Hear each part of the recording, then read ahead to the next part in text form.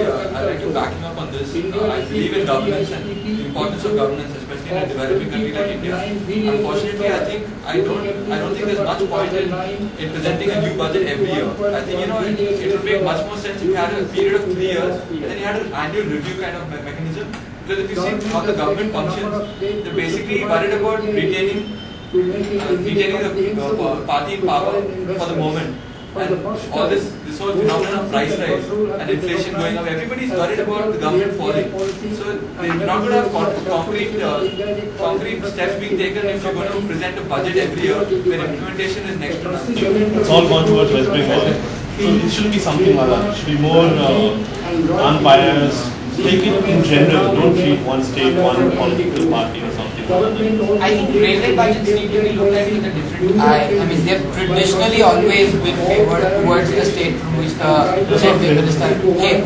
I mean, that's been traditional. It's been unfortunate, but it's been more of a tradition. Whereas here, I think it's more the union budget, and therefore, I think it's really the government laying out what the roadmap for governance in the country is likely to be. That's really an important exercise for a country like India, because today, we still do not have the private sector being able to stand up and implement growth measures on their own. We do need government spending in order to stimulate growth. And that is one simple reason. We didn't need a budget to give us a stimulus package earlier.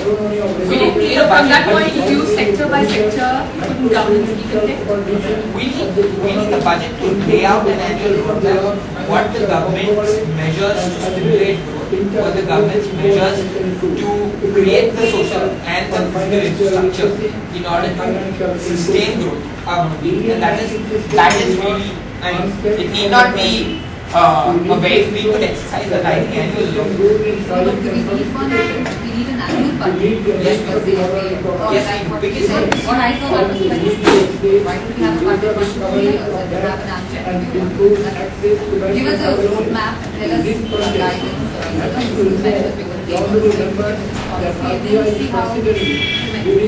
think what we do not need is probably a lot of thinking that goes around. The measures that we have taken in the budget every year tend to be more incremental than pace changing.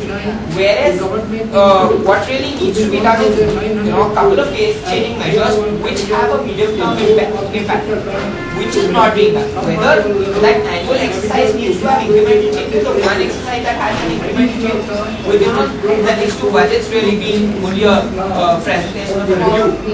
That is something, yes, which can be argued. But whether it needs to be an annual exercise, I think You also need a record of government expenses that the government is actually spending. This is the government's income statement. But is it an income statement or a policy statement? What do you think? It's supposed to be a policy statement. You don't need to present the budget to be accountable to the country. That is expected of the government. But you're putting a government into power, and this is a financial policy kind of initiative. You're saying that this year, this is the policy that we're going to adopt. This is what happened in 2009. What are you going to do in 2010 to make it better for the people? But for example, last year you'll say the slab is now 1,10,000 before you can pay tax, and this year it's 1,15,000. It hardly serves no purpose. Like that is just a shallow, hollow kind of measure. So incremental measures versus pace changing measures. In my opinion, this budget is worthless for a person like me, because I am not involved in this budget. In any company, the budget always comes from the bottom up. It never goes from the top down. Whereas in this case, we have basically said this is the budget, you follow. Where is the involvement of the public? What does the public want? That opinions are not expressed in this, in my opinion. So for me, it's about this. Basically, at the end of the day, we are told this is what is happening, so you have to live with it.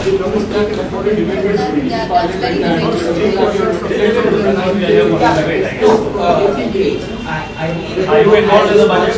I know, but vision plans normally come from a higher up position. You can't expect a common man to have a vision plan for a country. The industry also take the plan from bottom up, and then you finalize it. The top finalizes it. But here, I have not voted for anything, I have not been given any choices, I have not been given any options. So what point is this? But if you advocate 1 million people to be involved in the making of budget, I have a voting system. Exactly. I have a survey, I have a voting system. No, exactly. We have elected representatives who are representing us in parliament who will be voting on the budget. One. Second, Have you voted for anything? Have you been involved in the budget in any way? I have voted for the the you voted in the last general election. If you have, then you are representative. No, you voted for the manifesto, right? You voted for what you believe in, how you believe.